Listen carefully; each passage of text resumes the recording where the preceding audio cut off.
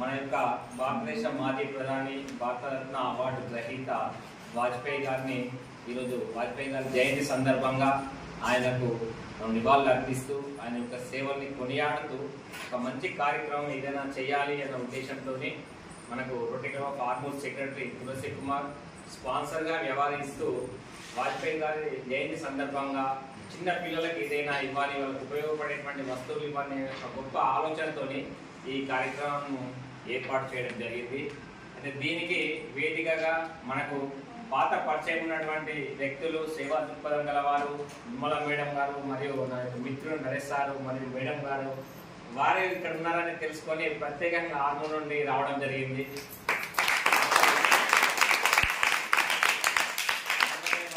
సేవలు మేము ఇంతకుముందు చూడడం జరిగింది. మాకు అంటే ఇక్కడ ప్లేస్ కొత్త కానీ వారు కొత్త కాదు. వారెందరో పిల్లల్ని ఆదరించి వాళ్ళు హక్కును చేర్చుకున్న వాళ్ళు కాబట్టి మనము ఆ ఉద్దేశంతో ఇక్కడికి రావడం జరిగింది.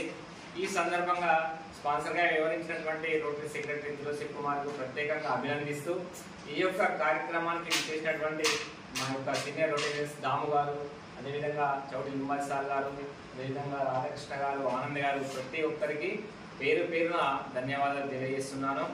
అదేవిధంగా మనకు వాజ్పేయి గారి గురించి తెలుసుకోవాలంటే ఒక విషయంలో ఒక రాజకీయవేత్తగా, ఒక చలోక్తులు విసిరే కవితలు రాసేటువంటి వ్యక్తిగా భారతదేశం అందరి మనసులు దోచినటువంటి వ్యక్తి అతను, మన మాజీ ప్రధాని.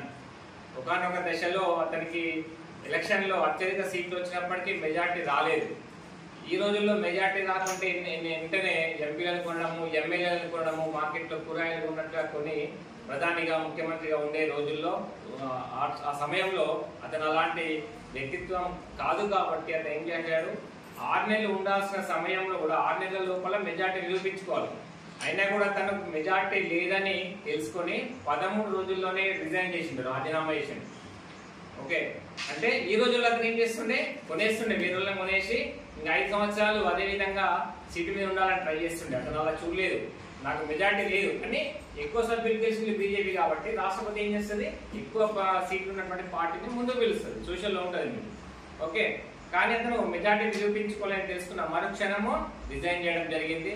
తర్వాత జరగబడిన ఎలక్షన్లో భారీ మెజార్టీతో గెలిచి కాంగ్రెస్ వ్యక్తి కాకుండా 5-6 సంవత్సరాలు కంటిన్యూగా ఉన్నటువంటి ప్రధానమంత్రిగా మనకు చరిత్ర పుటల్లోకి ఎక్కడం జరిగింది.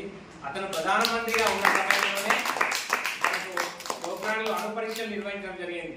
అమెరికాకు భయపడి మన దేశం ఎప్పుడు అణుపరీక్షలు నిర్వహించలేదు. కానీ వాజ్పేయి గారు ధైర్యంతో రాజస్థాన్లో మనకు అణుపరీక్షలు నిర్వహించబడి మన భారతదేశం కూడా అణు ఆయుధాలు కలిసి ఉంది, ఎవరు మన పైన యుద్ధం చేసినా కూడా మనం ధీటుగా ఎదుర్కొంటామని ప్రపంచానికి చాటి చెప్పినటువంటి ఒక గొప్ప వ్యక్తి. సో అతని యొక్క జయంతిని పురస్కరించుకొని మీ అందరినీ కలుసుకోవడం మా యొక్క రోటరీ అదృష్టంగా భావిస్తూ, చిన్న పిల్లలు ముందు చక్కగా చదువుకొని మంచి హోదాలో స్థిరపడాలా, మంచి లక్ష్యం పెట్టుకోవాలి.